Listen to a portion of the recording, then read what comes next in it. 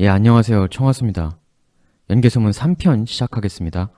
지난 시간에는 연개소문의 어린 시절을 모티브로 만들어졌을 걸로 보이는 전승설화 갓쉰동전, 이 갓쉰동이 그 지역 유씨 집안에서 하인 노릇을 하다가 산에서 몰래 정체불명의 괴노인을 통해 각종 무예와 지식을 습득하고 주인 유씨 집안의 유일하게 착한 막내딸 영희하고도 사랑의 로맨스를 펼친 끝에 결국 유씨 집에서 탈출하고 본인의 수건대로 한 맺힌 달달국 토벌을 위해 그곳을 알아보기 위하여 모험을 떠난다.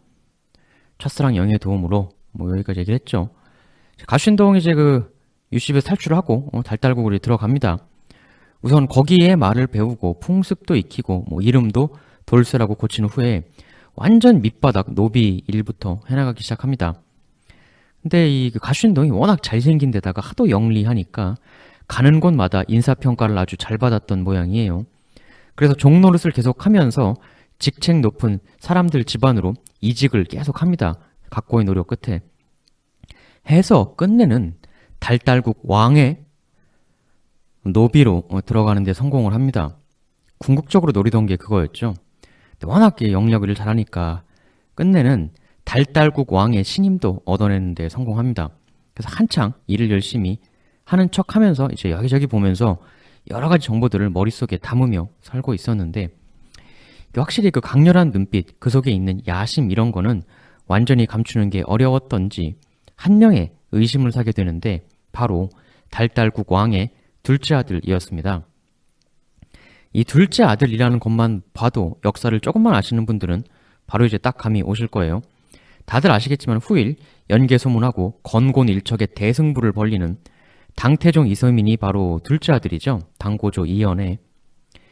그 이연이 이제 원래 장남이 그 이건성이라고 있었어요. 사실은 이건성이 적장자니까 원래대로라면 당나라 2대 황제는 이건성이 되어야 하는 게 기본 흐름인 건데 그 당나라판 왕자의 난이라고 하는 현무문의 변, 여기서 둘째 아들 이세민이 폭풍을 일으키죠. 이 둘째 아들 이세민 얘기는 좀 나중에 또 하겠습니다. 사실 안 다룰 수가 없는 인물이에요. 이 시리즈에서. 근데 그 달달국 둘째 아들 또 역시 상당히 똑똑했습니다. 그래가지고 갓쉰동 이놈 이거 심상치 않다. 예사롭지 않은 눈치로 깨닫습니다.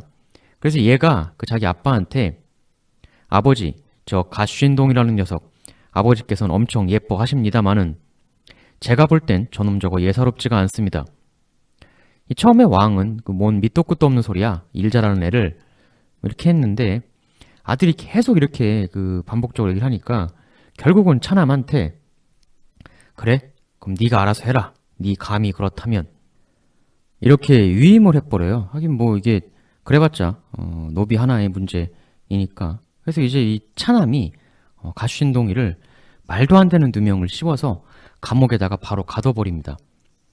그러고는 가뒀으면 죄인이라도 음식은 줘야 하는데 지시를 내려서 아예 음식도 주지 마라 이렇게 해버려요. 꼼짝없이 굶어 죽을 처지에 처한 갓쉰동. 근데 이미 갇혀버리고 나니까 답이 없죠. 황당하게 허탈해하고만 있을 수밖에 없는 건데 근데 이 감옥 안에 원래 이 달달국 왕자들이 기존에 잡아놓았던 그 새죠. 그 좀 이제 새장 안에 그 깜빵 안에 이제 같이 잡혀 있었다고 해요. 근데 이 갓쉰동이가 하도 열받으니까 그 새장을 부숴버리고 매를 모조리 풀어줘 버립니다. 마침 그때는 달달국 왕 부자들이 모두 사냥을 나가 있던 때였는데요. 근데 이 달달국에 또 그 왕의 딸이 있었어요. 근데 이 딸이 쓱 그냥 할 일 없이 걸어가고 있었는데 갑자기 어디선가 여러 마리의 매가 막 푸드덕 대면서 날아가는 거예요. 그래서 뭐야 이거? 저거 분명히 예전에 아빠하고 오빠들이 잡은 매 같은데 왜 갑자기 저렇게 푸드덕 날아가는 거야? 이러면서 매가 날아온 방향으로 가봐요. 뭔 일인가? 거긴 이제 깜빵에 갇혀서 그 매, 새장을 부수고 매를 날려보낸 갓쉰동이 있었던 거죠. 갓쉰동의 이런 모습을 보고 공주는 이렇게 화를 냅니다. 내 이놈, 내 놈이 뭔데 이렇게 매를 다 풀어주느냐? 안 그래도 죄지어서 잡혀있는 놈이 추가적으로 더 행패를 부리는 것이냐? 우리 아버지 오빠들이 그렇게 잘 해줬거늘 이렇게 배은망덕한 놈이 있을 수가 있는가?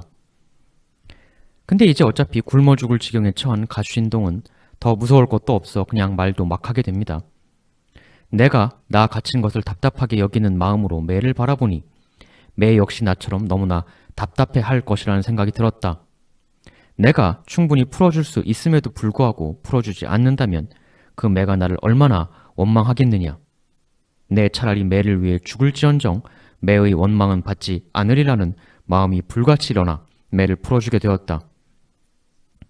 아주 가슴 절절하게 이렇게 가수신동이 말을 하니까 이 달달국 공주가 또 가수신동에게 측은한 마음이 순간 들었다고 해요. 그러나 일단은 이렇게 말합니다. 내가 우리 둘째 오라버니에게 듣자 하니 네 놈이 우리 달달국을 멸망시킬 상이라고 하던데 대체 너는 무슨 원한이 있기에 우리 달달을 멸망시키려 하는 것이냐? 이에 가수신동은 답합니다.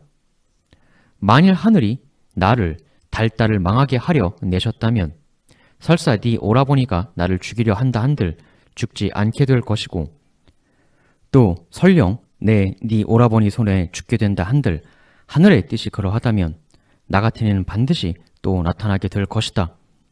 그런데 생각해봐라. 내가 정말 달달을 멸망시킬 상을 가진 인물이라고 하면 어찌 지금 이렇게 네 오빠 손에 붙들려 갇혀 굶어 죽어 가고 있겠느냐. 이런 처지에 내가 무슨 달달을 멸망시킬 수가 있단 말이냐. 이 꼴을 보고도 그런 말이 어찌 나올 수 있단 말인가.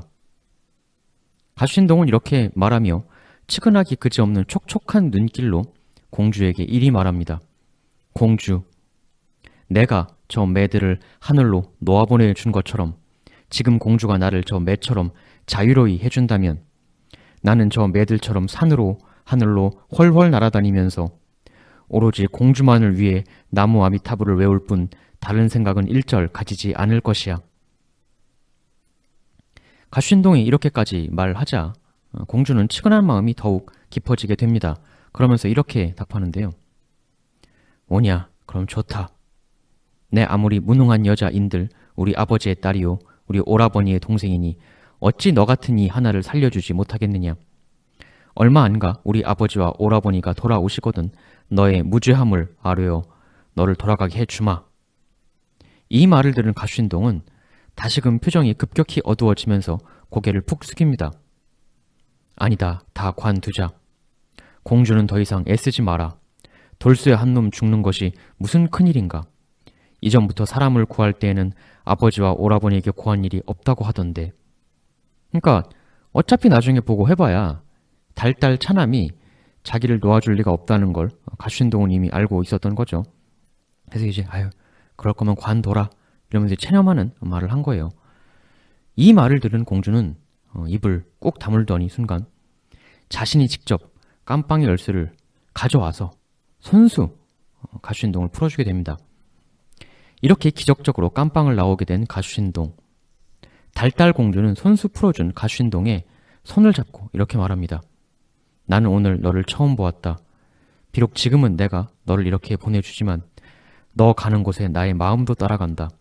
가수신동, 너의 몸은 저 매처럼 이제 훨훨 날아가거라. 다만 너의 그 마음만은 나에게 주고 가거라. 가수신동은 답합니다. 공주, 공주가 나를 잊을지언정 어찌 내가 공주를 잊을 수 있단 말인가. 하고는 마주 잡은 손을 마지막으로 한번 힘줘서 꼭 잡고 바로 손을 놓고 빠르게 탈출을 시도합니다. 산등성이를 정신없이 타기 시작한 가수신동은 이후 이제 산에서 풀뿌리를 캐 먹는 등 필사적으로 빠르게 도주.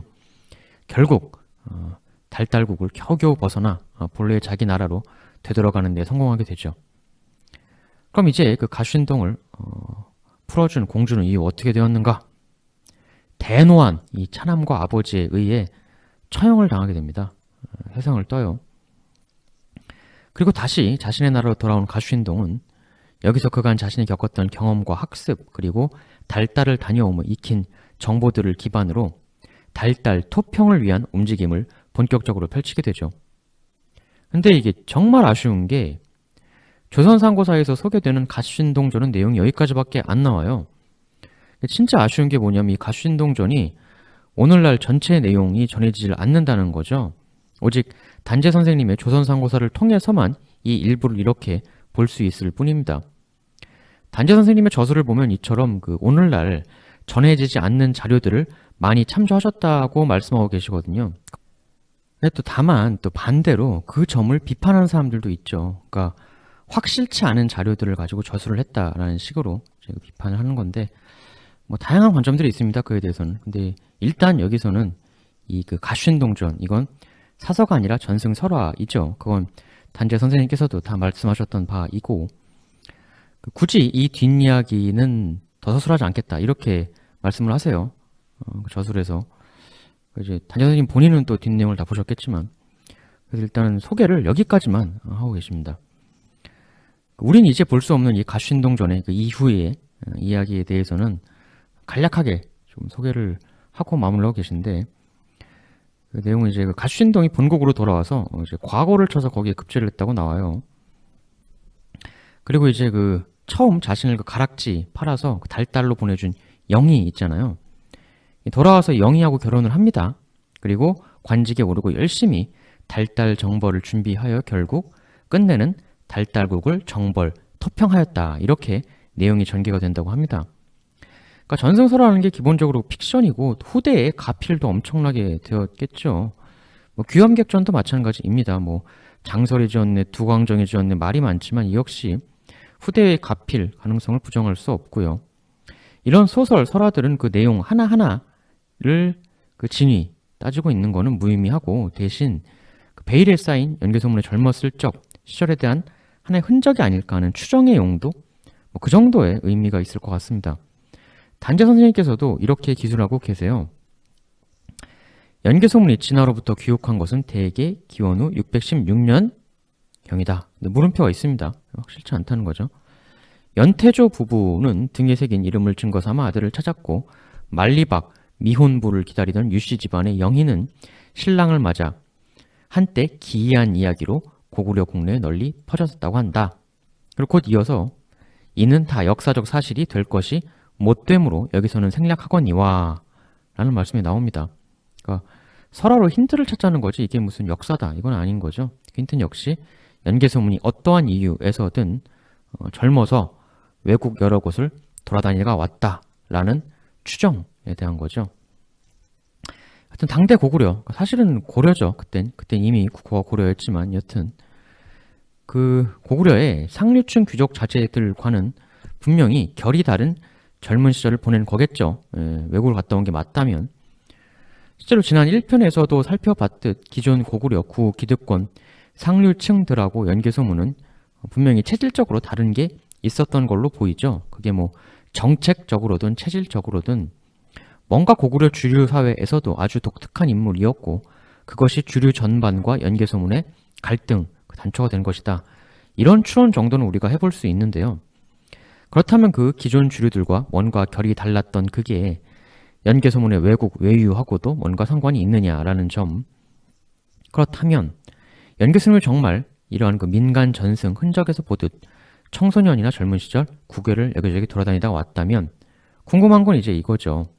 정말로 나갔다 온 거 맞나? 이건 당연히 궁금한 거고 2번 나갔다면 왜 나갔나? 3번 나가서 그럼 뭐하고 돌아다녔나? 4. 그리고 정확히 어딜 갔다 왔나? 그 귀염객전이나 가슌동전이 무슨 무협소설이나 동화 같은 그런 픽션성이 매우 느껴지긴 하지만 또 이런 부분도 있어요. 그 귀염객 이꼴 연개소문이라고 한다면 그렇게 가정한다면 이 귀염이라는 게 이제 수염을 얘기하는 거잖아요. 연개소문의 여러 특징 중에 그 수염에 대해 초점을 맞춰서 네이밍이 된 건데 소설 말고 실제 사설을 보면요. 신당서에 이런 기술이 나와요. 신당서, 연개소문은 용모가 걸출하고 준수하며 수염이 아름다웠다. 이런 기술이 나옵니다. 귀염객도 수염에 초점을 맞춘 별명 네이밍. 근데 실제 사서에서도 연개소문의 하고 많은 특징 중에 이 수염을 언급하고 있단 말이죠.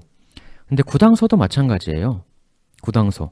소문의 성은 천시이며 뭐 이거는 뭐 이미 다 예전에 얘기한 거고 수염과 얼굴이 매우 준수하고 형체가 아주 걸출하였다. 몸에는 5자루의 칼을 차고 다니는데 주위 사람들이 감히 쳐다볼 수가 없었다. 여기서도 수염 얘기가 나오죠. 그래서 이 귀염객전의 귀염객이란 인물이 그 연개소문이라는 테마에 대해서 그냥 넘기기가 좀 그런 의미심장한 부분이 있다는 거예요. 물론 그 내용이야 뭐 연개소문이 중원을 지배하려고 했다가 이세민을 보고 부여로 타켓을 바꿨다는 매우 황당무계하고 어처구니 없는 내용으로 전개가 되고 있긴 하지만, 단재 선생님 같은 경우는 오히려 이런 소설 창작이 나온 것 자체가 역사적으로 이세민이 극복하지 못한 거의 유일한 인물이 연개소문 아닙니까? 세상을 다 얻은 줄 알았던 이세민에게 굉장히 일생일대의 치욕이었을 테고, 그러한 이세민의 컴플렉스를 커버치기 위해 그러한 창작이 생긴 거다라고 추정해 볼 수가 있다는 거죠. 하지만 그 이세민 컴플렉스 커버하기 위한 픽션, 그 내용을 뺀다면 귀염객 자체는 매우 엄청난 포스를 지닌 인물로 나오고 있고, 또 가신동 전과 함께 수당 지역을 한번 휘젓고 다녔다. 거기서 뭔 일을 했는지는 양 설화 소설이 전혀 다르지만, 이런 전승이 남는 걸 보면 수당 지역 쪽에 연개소문이 휘젓고 다녔던 어떤 흔적이나 사람들이 전해지는 이야기, 뭐 여기를 다녀갔었다, 뭐 이런 거는 좀 있는 거 아니냐, 이런 이제 추정이 있는 거죠. 바로 그렇게 외국물을 많이 먹고 다시 고구려로 돌아왔기 때문에 기존 고구려 내에서만 살았던 귀족 자제들하고는 성향적으로 섞이기가 어려운 그런 경향이 생겼던 게 아니냐 해서 그 자신에 대한 반감을 극복하기 위해 초창기 연개소문은 정말 심하다 싶을 정도로 납작 엎드려서 발발 기어야 했고, 그걸 극복하기 위해 많은 노력을 해야만 했었다, 뭐 이런 시나리오도 우리가 한번 그려볼 수 있겠습니다. 이 연개소문의 외유에 대해서는 이런 그 설화 말고도 또 다른 방면에서 그 흔적을 찾는 관점도 있는데요.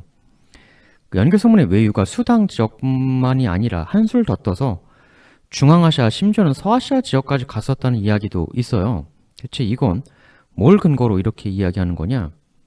이건 우리나라 사학자는 아니고 국외의 사학자가 이야기하고 있는 그 하나의 얘기가 있는데, 그 연씨 가문이 최소한 그 연개소문 할아버지부터 계속 누려왔던 그 관직 이름 연남생 묘지명에 나와 있듯 할아버지 연자유 때부터 고구려의 망리지였다, 이렇게 나와 있었잖아요.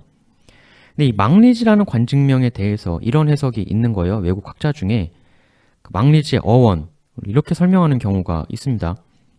페르시아 중동 쪽 말 중에 말레크라는 단어가 있어요. 혹시 기억하실지 모르겠는데 제가 예전에 프레스터존 시리즈 하면서 소개해드린 그 말리크 샤라는 술탄이 있었죠. 이제 이렇게 영어로 표기를 하는데, 이 말레크라는 게 페르시아어로 이렇게 표기를 하는데요. 그 뜻이 왕, 임금, 소유자, 지주, 뭐 이런 뜻입니다. 그 말리크 샤 할 때 나오는 그 말리크도 마찬가지예요. 이것도 역시 검색을 해보면 말리크, 뭐 쭉 나와요. 군주, 왕, 이런 뜻이라는 거죠.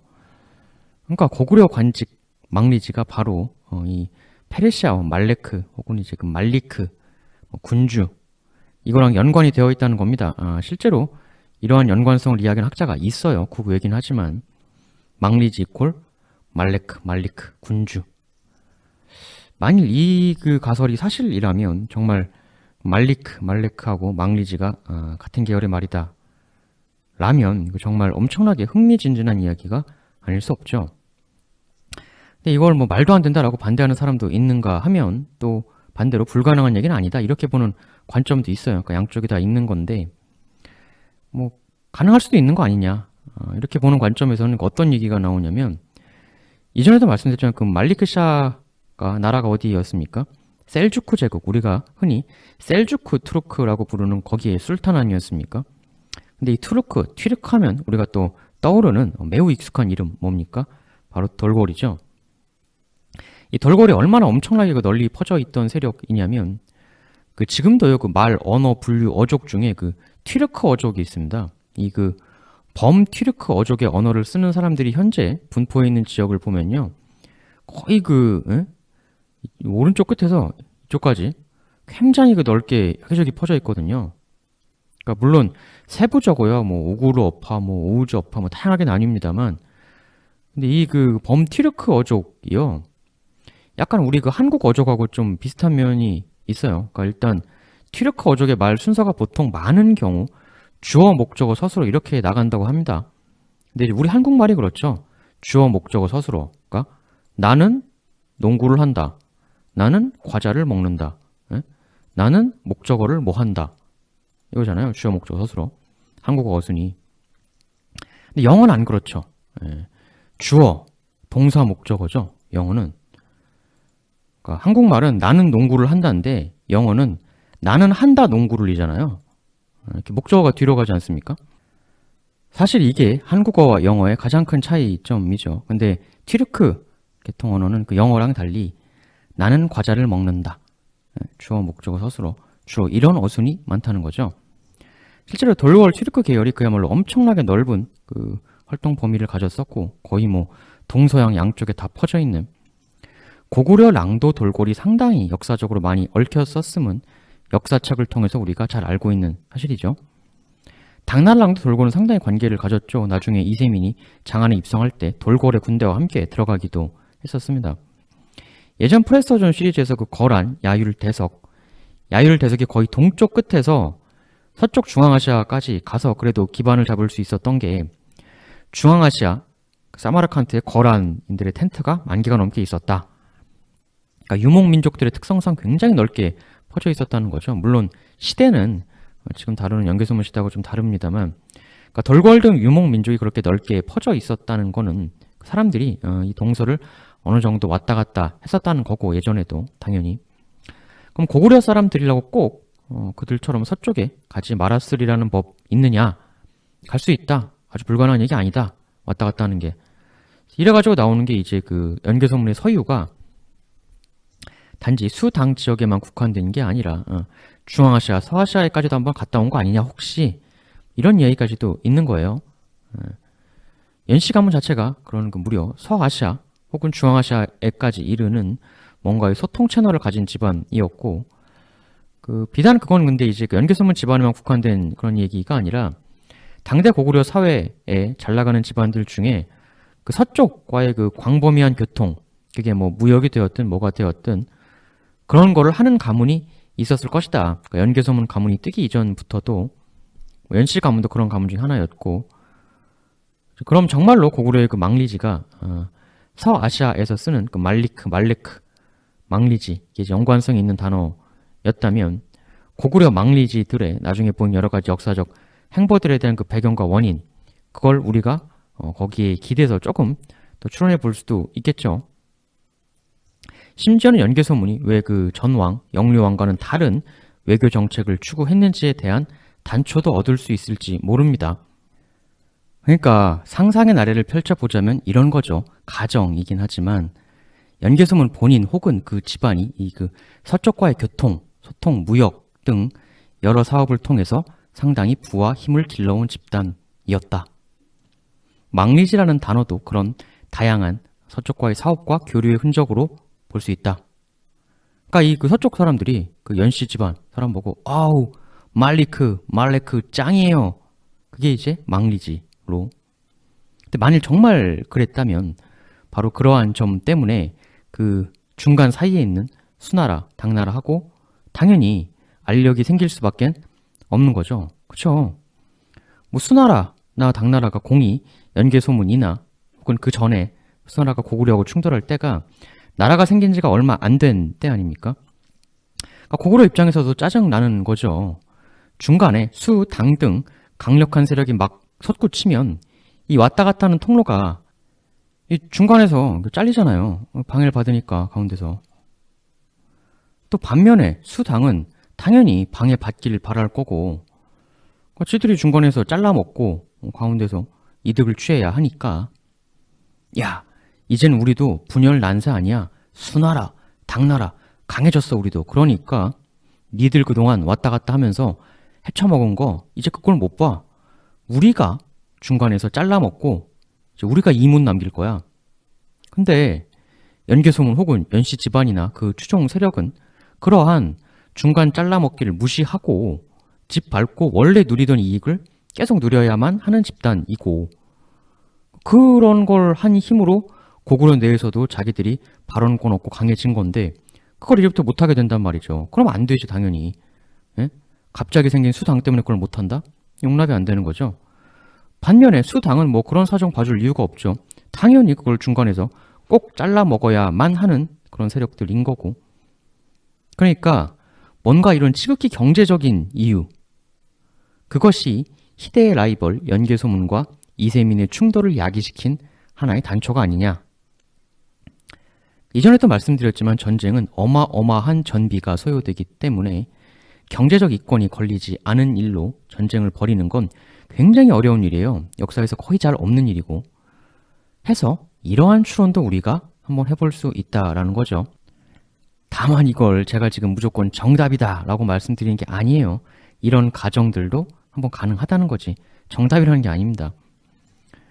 연개소문 개인이 뭐 서쪽을 갔다 왔다. 그거야 뭐 당연히 길 수도 있고 아닐 수도 있고 그런 건데, 다만 그 당대 고구려 사회가 조금 더 서쪽 중앙아시아 쪽에서 활동하는 유목민족들하고 교류가 없었을 리는 당연히 없고, 당연히 교류했겠죠. 어떤 형태든. 근데 유목민족들이 워낙 다양하게 활동 범위가 넓었기 때문에 그것하고 뭐 가치에서든 뭐 편승에서든 뭐든 고구려 내 유력 세력들 중에서도 서쪽 중앙아시아 이런 데하고 무역이나 교통을 하는 집단이 있었을 수 있다. 이 정도 과정까지는 우리가 충분히 해볼 수 있는 것이죠. 그러니까 참 이게 그 연개소문의 삶에 대해서 여기까지 생각의 나래를 펼치는 강의나 콘텐츠는 거의 없을 텐데, 이건 이제 그야말로 제 방송이니까 나올 수 있는 얘기들이죠. 그럼 이제 다음으로 우리가 또 생각을 해봐야 할 게 그 망리지가 정말 말리크가 맞건 아니건 간에 뭐 아닐 수도 있죠, 당연히. 물론. 그걸 떠나서 그럼 연씨 집안이 누렸던 이 망리지라는 관직이 정확히 어느 정도 시점부터 어떤 식으로 시작이 된 건가? 이 망리지라는 관직에 대해서도 한번 생각을 좀 해봐야겠죠.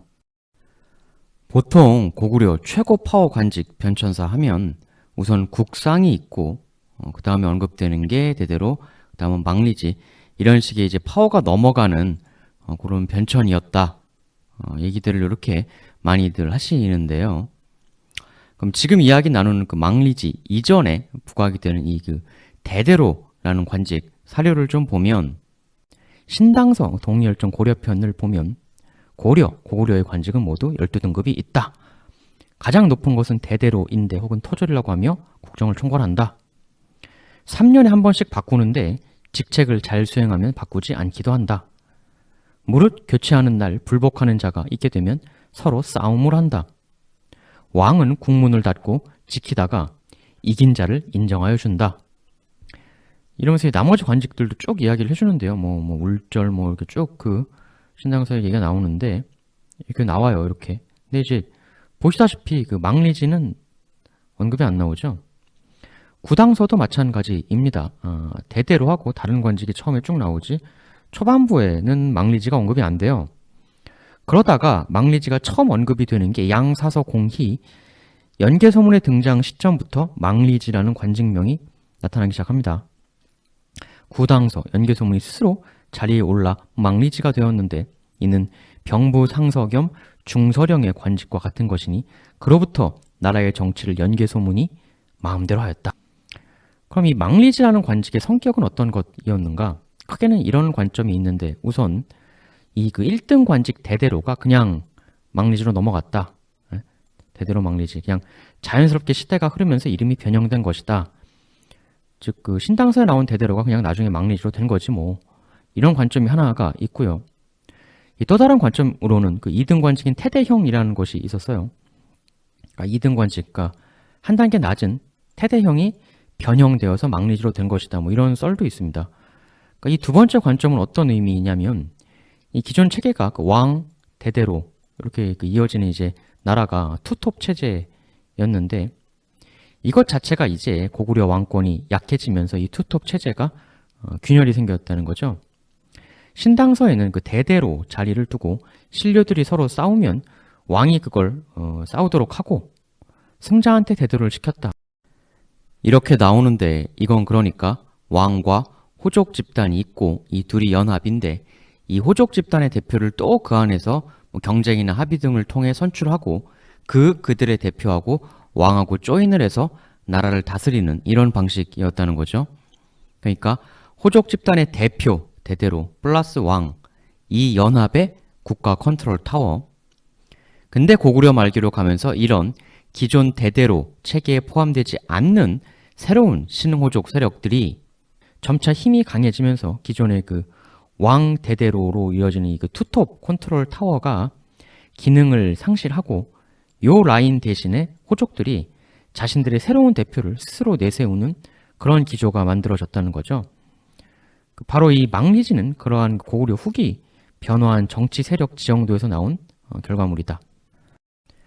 즉, 기존 대대로 체계에 포함되지 않는 전혀 다른 형태, 전혀 다른 스타일의 새 경제적, 산업적 기반을 가진 그야말로 뉴 호족들. 망리지라는 관직의 힘이 쑥 치고 올라가게 된 건 그런 기존 구귀족과는 다른 또 다른 뉴 세력의 대두를 상징하는 것이 아니냐, 이런 썰이 있는 거죠. 그러니까 망리지가 뭐 꼭 연씨 가문만 했던 건 아닐 수도 있잖아요. 그 전에 다른 가문에서도 충분히 했을 수 있고 해서 연씨 하나에 국한해서 보기보다는 뭔가 그 고구려 내 신흥 세력들을 대표하는, 즉 원래는 그렇게 최고적 의미가 전혀 아닌 거였는데 신흥 세력들 힘이 세지면서 이 망리지란 자리도 같이 의미가 강해진 거다, 그런 관점이 있는 거죠. 즉 원래는 형식적으로는 그 대대로보다 한 칸 아래의 관직이었는데 최고가 아니라 2등이었는데 신흥 세력들의 부강 내지는 연개 소문의 정변 등등을 계기 삼아 자리의 의미가 올라가는 거다. 그리고 이 대대로는 한 명이었는데 이 망리지는 복수의 사람이 맡고 있었다, 이렇게 보는 관점도 있어요. 그러니까 이건 유일한 존재, 요거는 네, 망리지는 여러 명이 있는 존재. 말하자면 이건 국무총리, 망리지는 약간 뭐 장관들 여럿 있는 그런 느낌. 삼국사기에 나와 있는 대대로 망리지와 연개소문의 이야기를 한번 살펴보죠. 삼국사기. 개소문에 붙인 동부 혹은 서부 대인 대대로가 죽자 개소문이 마땅히 그 뒤를 이어야 했으나, 연개소문 아버지가 대대로였단 얘기죠. 근데 기억나실지 모르겠지만 1편에서 소개드린 연남생 묘지명에는 그 아버지 연태조 관직이 망리지라고 되어 있어요. 혼동스럽죠. 이걸 보면 원래는 설사 대대로가 높고 망리지가 그 아래였다곤 해도 이 시기 연개소문이나 연태조 이런 때에 오면 그 구분이 굉장히 모호해진 게 아닌가. 이 삼국사기를 좀 더 보면 이렇게 나와 있잖아요. 그러니까 연개소문도 원래대로라면 그냥 최고 관직 대대로를 했어야 했다는 거죠. 근데 나라 사람들이 그의 성품이 잔인하고 포악하다 하여 미워했기 때문에 그 자리 대대로에 오르지 못하였다. 이에 소문이 머리를 조아리고 무사람들에게 사죄하며 그 직을 임시로 맡을 것을 청하면서 만약 옳지 않은 일이 있으면 쫓겨나도 후회하지 않겠노라고 하였다. 여러 사람들이 불쌍히 여겨 마침내 허락하였다. 그러니까 결국 대대로 1등 관직에 올랐다는 거예요. 연개소문이 아버지의 뒤를 이어 조아려가지고. 여기서 좀 이상한 내용이 뒤이어 나오는데 연개소문 정변 내용입니다. 삼국사기.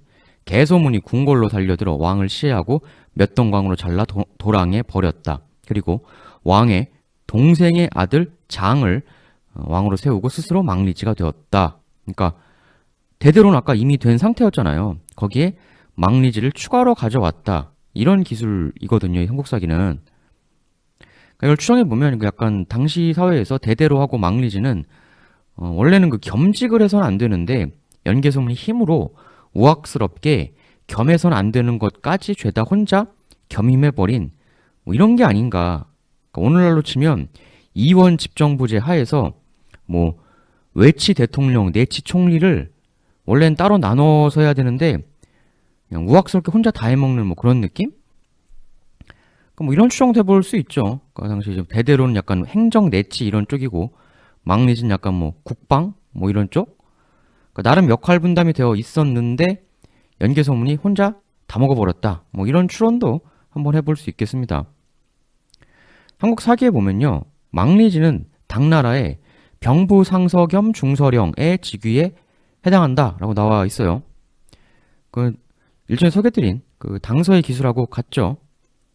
그럼 병부 상서하고 중서령이 뭔가를 좀 알아보면 망리지 실체를 알 수가 있겠죠. 당나라의 관제는 이렇습니다. 삼성육부, 이때 오감구시라고 하죠.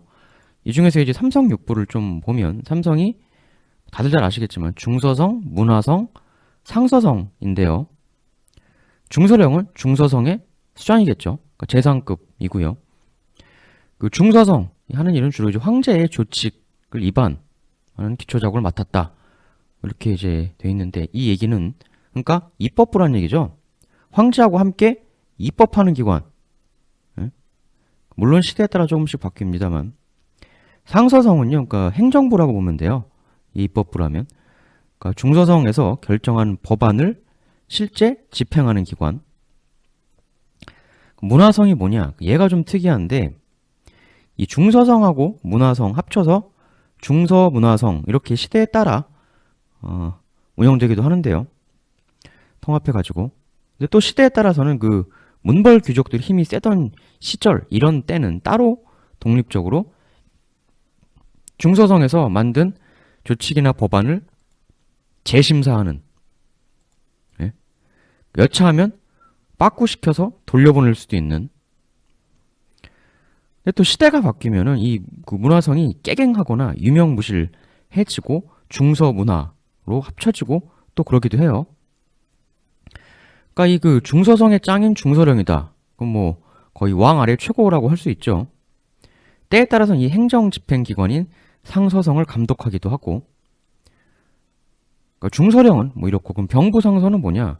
병부라면 당연히 국방부겠죠. 그러니까 국방부 장관이라고 보시면 돼요. 그러니까 정리하면 망리지는 국회의장 혹은 국무총리 플러스 국방부 장관 뭐 이런 거라고 지금 사서에 공히 나오고 있는 거죠. 엄청나죠? 예.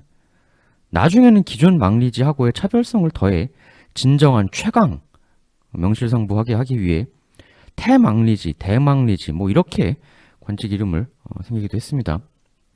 정확히 망리지라는 게 언제부터 생겨났는지는 알 수 없지만 고구려 후기 들어오면서 점점 위상이 높아져 결국 마지막에는 최고관직 대대로보다 형식상으로는 낮을진 몰라도 굉장히 실질적인 이런 의미를 가진 자리로 최종적으로 돼버렸다.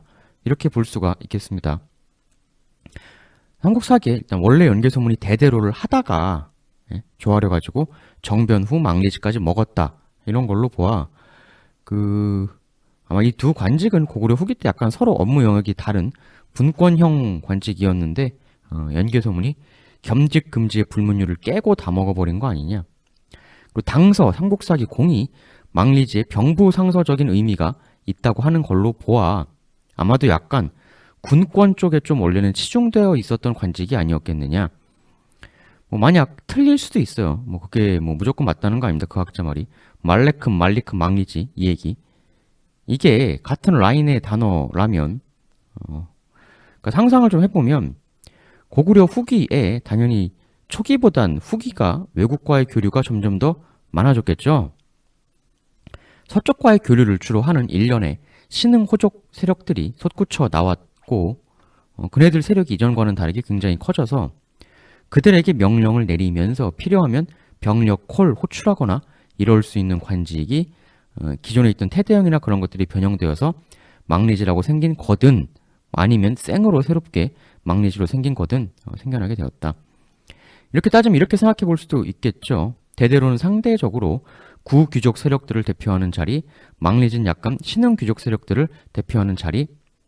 개소문이 대대로 망리지 둘 다 먹었다는 거는 나름 약간 분열되어 있던 고구려, 신구 양방 세력을 모두 휘하에 넣었다는 의미. 이런 시나리오도 한번 생각해 볼 수 있겠습니다. 그러니까 경제적 기반으로 따지면 기존 고구려의 좀 오래된 산업으로 기반을 가지고 있던 구귀족 세력과 저 가운데 수당 지역이 그 이전에는 뭐 5, 16국 시대의 대난리 그리고 남북조 시대 그러면서 중간에 그 방해자 역할을 할 수 있는 세력이 상대적으로 자기네들끼리의 싸움에 이렇게 더 몰입할 수밖에 없게 되니까 고구려는 아싸 잘 됐다.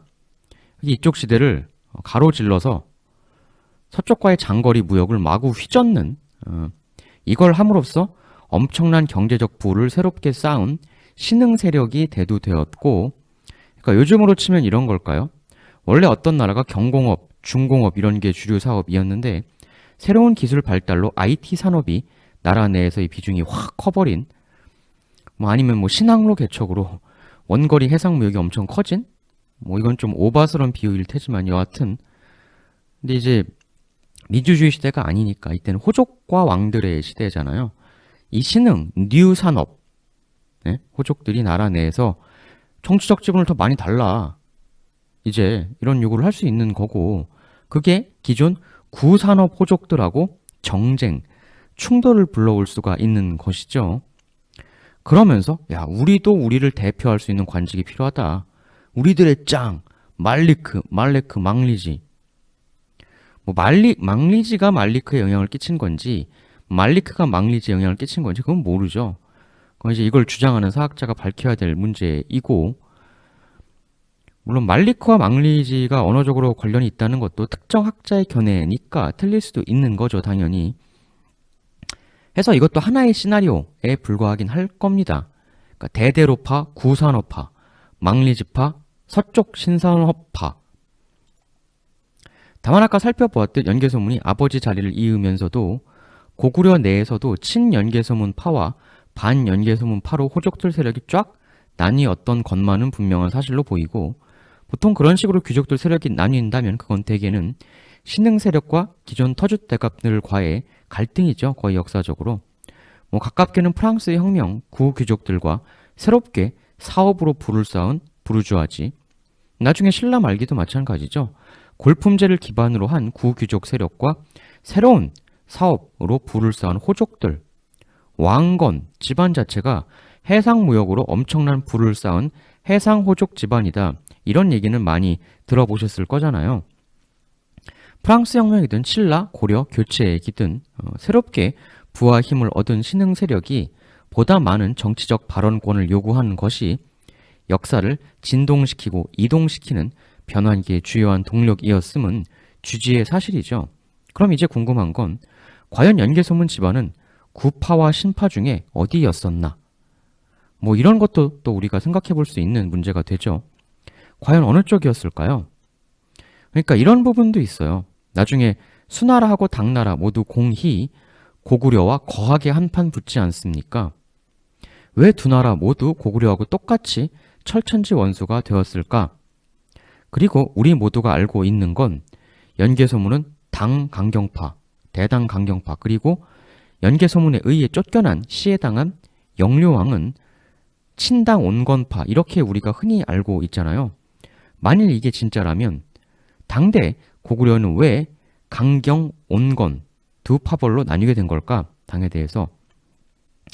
그냥 뭐 기분 좋아서 기분 나빠서 서로 정쟁을 벌인 건 아닐 거 아닙니까? 기분 문제가 아니라 명백하게 경제적 실리가 얽혀 있었기 때문에 양 파벌이 대립을 했겠죠. 그러니까 이런 시나리오가 하나 가능한 거죠. 서쪽과의 무역, 교통을 통해 부를 쌓은 층 A, 그리고 그것과는 무관한 서쪽하고는 상관없이 자체적 산업으로 부를 쌓은 층 B. B 쪽은 뭐 농업 쪽이었던가 아니면 뭐 그런 걸 생각해 볼 수가 있는데, 사실 우린 연개소문과 영류왕의 대결을 뭐 감정적인 강경대 온건의 대결 이렇게 굉장히 단순하게 1차원적으로만 배우고 생각해 왔는데, 실상은 이런 경제적 이유, 서쪽 무역파는 여기 중간에 그 수, 당하고 강경책으로 맞설 수밖에 없는 거죠. 본인들 집단의 경제적 이익에 엄청나게 여기 중간에 거대 세력이 그 방해를 하면 직격탄을 맞는 거 아닙니까? 수, 당 때문에 내가 피해가 너무 크다. 반면에 자체 내수산업이나 농업 같은 거 위주의 호족들이라면 중앙아시아 쪽하고의 교통이 방해를 받든 뭘 하든 관계가 없죠. 실제로 우리가 너무나 잘 아는 그 포에니 전쟁의 로마와 카르타고, 이 카르타고가 딱 이런 식의 내부 분열이 있었다는 얘기 들어보셨을 거예요. 내부 농업파하고 무역파, 해외 진출파 두 세력이 대로마 강경책을 취하냐 상대적으로 좀 덜 강경하게 온건하게 나가냐.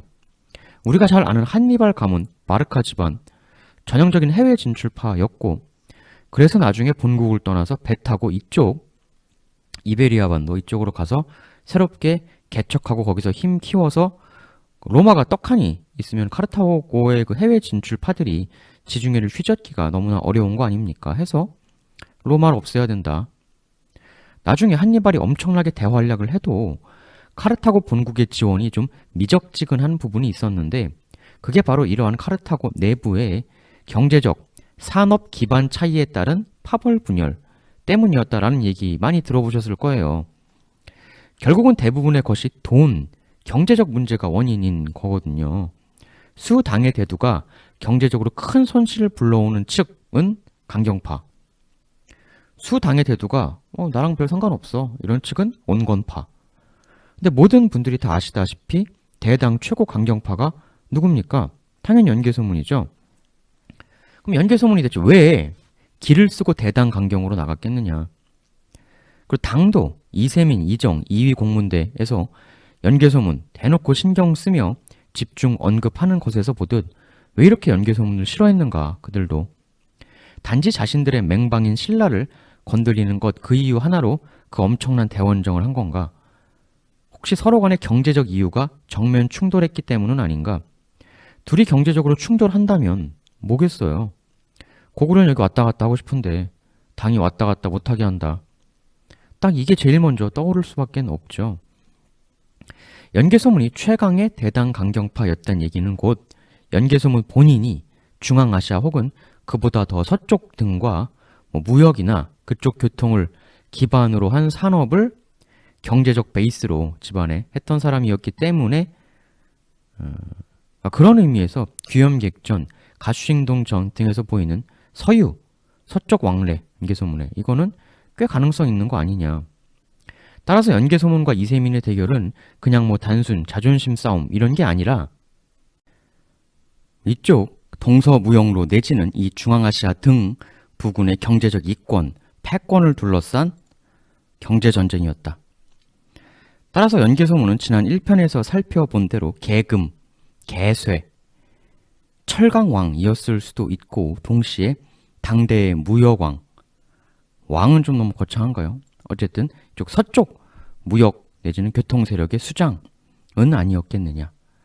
만일 서무역, 서교통 세력의 수장이었다면 본인이 말 타고 중앙아시아나 서쪽 갔다 왔다 이거는 당연히 했겠죠. CEO인데 안 했을 리가 없죠. 사실 그래요. 연개소문이 서유를 했고 그 흔적이 귀염객전 같은 소설이나 설화에 남아있는 거라고 한다면 사실 가슈행동전에서는 그 목적이 달달, 즉 수당지역 토벌을 위한 정보 수집이라고 했지만 이런 설화는 후대에 가필되었을 가능성도 상당히 큰 거고요.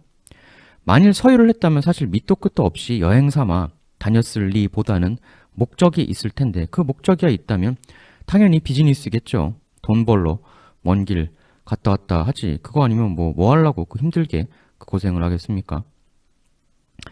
연개소문 집안이 엄청 상류 클래스 집안이었던 건 분명해 보이거든요. 신흥이든 구세력이든. 근데 그런 귀족집 자제가 서유를 다녔다는 건 집안 자체의 비즈니스가 서쪽 교통과 관련이 있다고 밖엔 생각하기 어렵죠.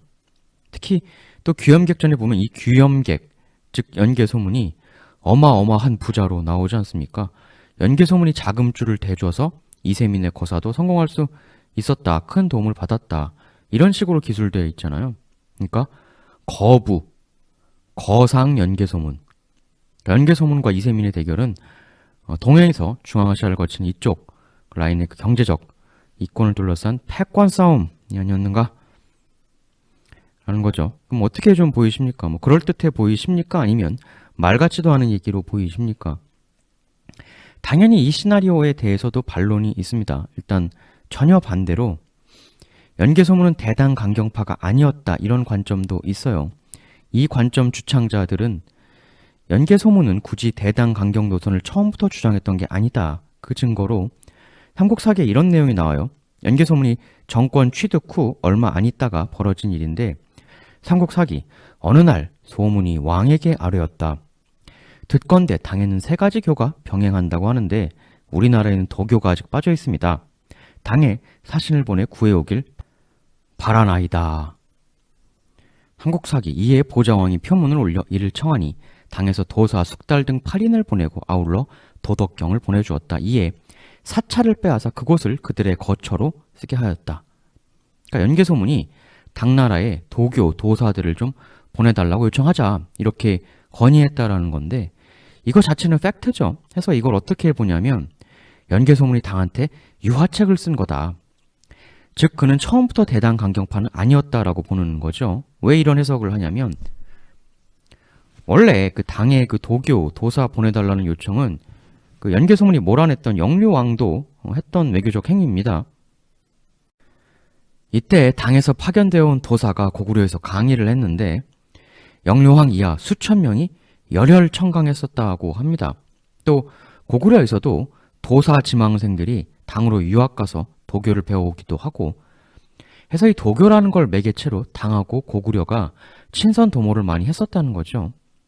근데 이걸 연개소문도 그대로 답습한 거고 해서 이걸 연개소문에 당에 대한 잘 지내보세의 시그널이 아니냐 이렇게 보는 거죠. 특히 그 당 황실이 본인들이 노자의 후손이다 이렇게 떠들고 다녔거든요.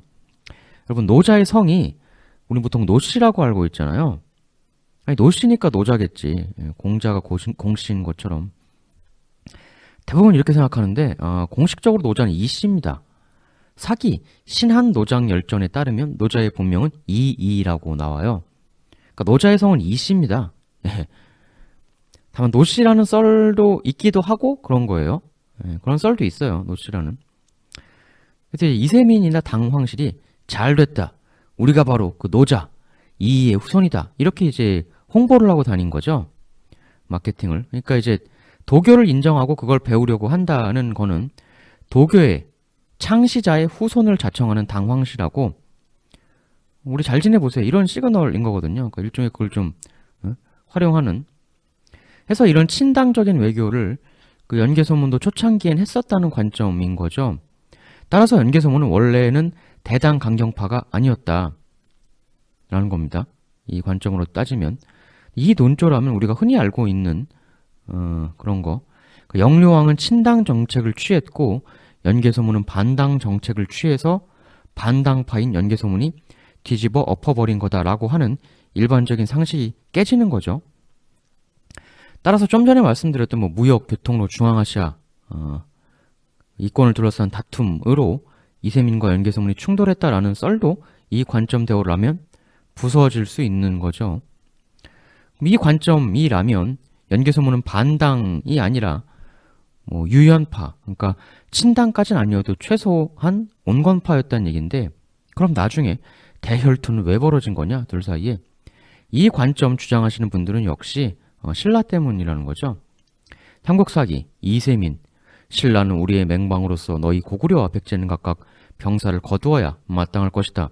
만약 너희들이 다시 신라를 공격한다면 내년엔 병사를 내어 너희 나라를 토벌할 것이다. 처음 당나라 사신 현장이 고구려 국경에 들어왔을 때 연개소문은 이미 병사를 거느리고 신라를 공격하고 있었으므로 왕이 사람을 보내 불러서야 돌아왔다. 현장이 칙서를 선포하니 연개소문이 말했다.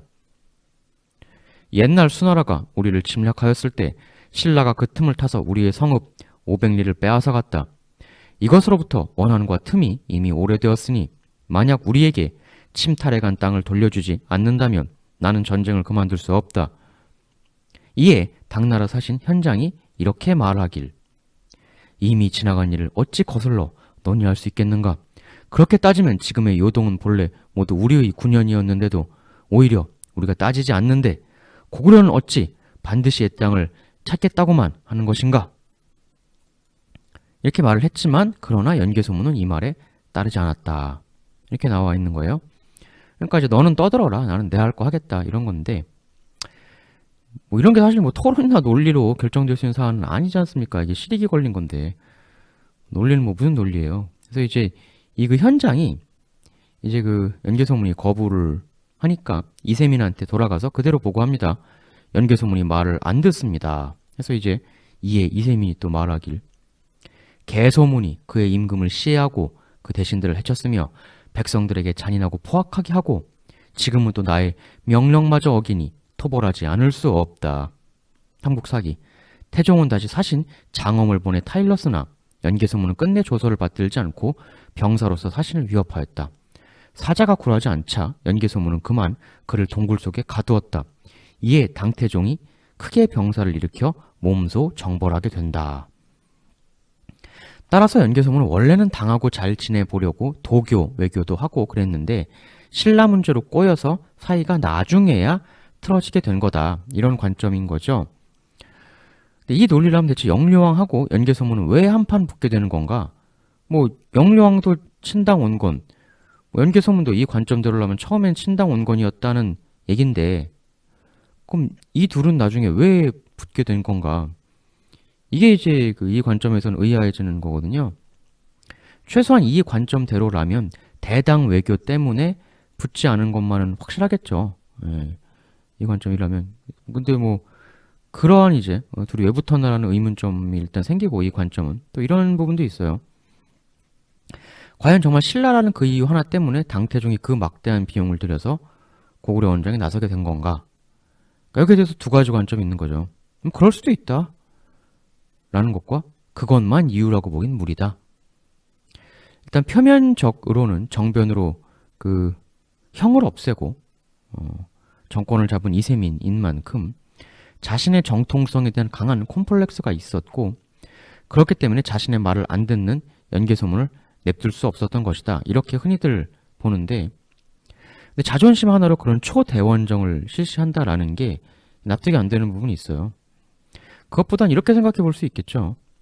이러니 저러니 해도 동아시아 당의 최대 라이벌은 고구려였고 그 고구려의 뒤에서 도사리며 고구려를 견제해 줄 수 있는 신라는 당에겐 매우 고마운 존재였다는 거죠. 근데 만일 연개소문이 신라를 밀어 멸망시키기라도 한다면 고구려는 뒤가 매우 편안해지고 모든 전력을 대당 쪽 라인에 쏟아 부을 수 있을 테니까 고구려는 엄청나게 더 강해질 거거든요. 그럼 외교 역학적 관계로 보면 당에게 신라는 정말 중요하죠. 이렇게 원래는 연개소문도 당 잘 지내보세요였는데 신라 때문에 둘이 틀어졌다라고 보는 반론설이 또 있는 거죠. 물론 여기에 대해서는 또 역반론도 있습니다. 수나라 있지 않습니까? 그렇게 치면 수나라도 고구려랑 붙었는데 당시의 사료를 보면 그때는 신라 문제가 크게 부각이 되질 않았거든요. 사실 수나 당이나 처한 위치나 처지는 비슷하다고 보면 신라 문제 없이도 수하고는 고구려가 싸웠으니까 뭐 거의 마찬가지인 당나라 역시도 신라가 말은 그렇게 해도 메인 이유는 아니었을 것이다. 뭐 서브 이유는 될 수 있어도 오히려 신라 거는 구실이었을 수 있다. 역시 수당 vs 고구려 간의 직접적인 이 둘 사이에 경제적 이유의 충돌 이게 있었다고 보아야 한다. 또 이런 역반론도 있는 거죠. 그리고 연개소문이 당한테 도교, 도사 보내줘 이러면서 유화책 쓴 것도 사실은 그게 대당 유화책이 아니다. 이런 관점도 있어요. 왜냐하면 일단 집권 초기가 좀 불안정하니까 어떤 정권이라도 일단 이 시기만 좀 넘겨보자. 요 고비만 좀 넘고 안정만 되면 그때 돼서 비로소 나의 대당 강경책 본심을 그 이후에 드러내겠다. 뭐 이런 조금 한텀 쉬어가는 그런 외교였을 수 있다는 거고 두 번째로는 그 도사들이 당한테 잘 보이려고 부른 게 아니라 이 역시도 아직 집권 초 단단하지 않은 본인 정권 기반을 다지기 위한 즉 내부 경쟁자를 밀어내기 위한 주치였다는 거죠. 한국 사기에 보면 그 도교 도사들 부른 사람들을 사찰을 빼앗아 그곳을 거처로 쓰게 했다 이렇게 나오거든요. 그러니까 도교 도사들을 사찰에 머물게 했다는 건데 그 얘기는 원래 거기 있던 사람을 쫓아냈다는 얘기잖아요. 연개소문이. 그러니까 기존의 고구려 국내 그 반연개소문 파가 사찰들을 중심으로 이렇게 그 연계가 되어 있었기 때문에 예전에 제가 척준경 이자겸 시리즈 할 때 한번 소개해드린 대로 그 당시에 그 정변 때 그 사찰의 승병들이 그 난에 개입해서 또 활약하지 않습니까? 예전에 사찰이라는 건 단순히 가서 뭐 공들이고 이런 것뿐만 아니라 호족들하고 강하게 연계가 되어 있었다는 거죠. 호족들이 시주를 합니다. 그러면 그 재원으로 거기에 승려들이 이제 지내게 되는 거고 그 승려들이 군사 훈련을 통해 승병이 되는 거죠. 그래서 필요한 경우 외적을 막는 승병 군인이 되기도 하지만 경우에 따라서는 그 시주를 했던 호족들을 위한 군대, 즉 사병적인 역할도 한다는 얘기죠. 도사들을 사찰에 머물게 했다, 즉 연개소문이 사찰을 이걸 빌미로 빼앗았다는 거는 사찰을 중심으로 형성되어 있는 연개소문 반대파의 세력을 일소하려는 그런 즉 외교가 아니라 철저히 내부 정치를 위한 수단이었을 뿐이다. 따라서 이 도사 초빙을 연개소문의 칭당 유화 외교책이라고는 볼 수 없다. 나중 여러 가지 움직임을 봤을 때 연개소문은 역시 대당 강경파가 맞았다 처음부터. 이런 반론 논리도 또 있는 거죠. 그럼 과연 연개소문은 처음부터 반당파였나 아니면 나중에 돼서야 반당으로 바뀐 건가? 뭐가 맞나? 아까 말씀드렸지만 이 대대로가 전통적인 고구려의 최고 관직이었고 망리지는 비교적 나중에 나온 거다.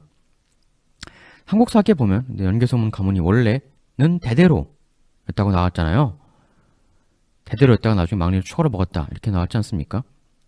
이걸 보면 오히려 말리크, 망리지 쪽이 아니라 연개소문이 오히려 구파, 그러니까 신파가 아니라 구파였는데 나중에 신파까지도 잠식해 먹은 거 아니냐, 뭐 이런 식의 해석도 일단 하나가 나올 수가 있는 거죠. 그렇게 되면 이제 연개소문이 만약 구파였다면 그럼 연개소문과 대립했던 영류왕이 신파랑 라인이 있었나? 그렇다고 또 보기에는 조금 그런 부분이 좀 있거든요. 좀 그렇죠, 그건. 그래서 굳이 연씨 가문이 대대로였고 이건 구파였다 이렇게 볼라 치면 대당 외교와는 완전 무관하게, 그러니까 영류왕이 기존 구파 라인, 대대로부터 이어진 이 라인이 아니라 새로운 신파 쪽하고 손잡으려고 했고 그걸 대대로 구파의 거두 연개소문이 처단한 것이다 라고 하는 기존 상식과는 전혀 다른 얘기가 되는 건데, 그런 전개가 이건 또 근데 이거대로 약간 납득이 안 되는 면이 있죠. 왜냐하면 한국 사기의 연개소문이 당대 고구려 로열 패밀리들에게 미움받았다는 게 나오니까 또 그냥 구파라고 보기에도 근데 연씨 대대로도 웃긴 게, 말씀드렸지만 연남생 묘지명에는 연개소문 할아버지 때부터도 망리지였다 이렇게 나오잖아요. 두 개가 서로 다르지 않습니까? 그러니까 연씨 가문은 대대로가 아니라 망리지였다 이거죠. 이렇게 되면 또 정반대로 구파가 아니라 신파였다 라는 건가? 그래서 연개소문은 과연 구파의 재기를 이끈 재부활의 화신이었는가, 아니면 신흥세력 세대교체의 거두였는가? 이 점에 대해서 지금까지 이제 망리지, 대대로 이런 것들을 중심으로 한번 생각을 해봤는데요. 그러니까 역사 조금 아시는 분은 또 이렇게 말씀하실 수 있어요. 아니 왜 대대로 망리지만 얘기해? 국상이잖아, 국상. 대대로만 아니라 명재상 을파소, 카리스마, 원조 정변가, 명림 다부, 이 사람들이 다 국상이라는 관직이었거든요. 고구려에서 이 국상들이 또 엄청난 스토리들을 만들어냈는데 그 사안을 좀 역사를 관통하면서 고찰을 해야 제대로 된 연씨 가문의 실체를 알 수 있는 거다, 이런 시선이 또 있는 거죠. 특히 다른 하나의 또 열쇠가 이제 바로 연개소문의 아마도 첫 번째 생의 강력한 라이벌이었을 영류왕이죠. 고구려 마지막 바로 이전왕 영류왕이라는 인물도 굉장히 의아스럽고 미스테리한 인물인데, 이 전설의 최강 관직 국상과 의문의 왕 영류왕 이야기까지 해야 이 실타래에 좀 더 제대로 접근할 수가 있을 것이 아닌가 싶어요. 사실 오늘의 내용은 연개소문의 정체 파헤치기에 거의 맛보기라고 봐야겠죠. 다음 편부터가 진짜다. 오늘 말씀드린 시나리오는 극히 일부에 불과한 겁니다. 다음 편에 또 더 깊이 있고 새롭고 흥미진진한 추론, 전설의 관직 국상들과 영류왕, 기타 등등 다른 것들도 더 많이 말씀을 드릴 테니까요. 그러니까 시간이 안 돼서 오늘 다 소개를 못 드린 거지, 오늘 말씀드린 건 일부다, 100% 정답이다 이런 게 전혀 아니에요. 일부에 불과한 거니까 다른 거 더 재밌는 접근도 소개를 해드릴 겁니다. 다음 시간엔 더 흥미있는 얘기들로 찾아뵐 겁니다. 예. 감사합니다.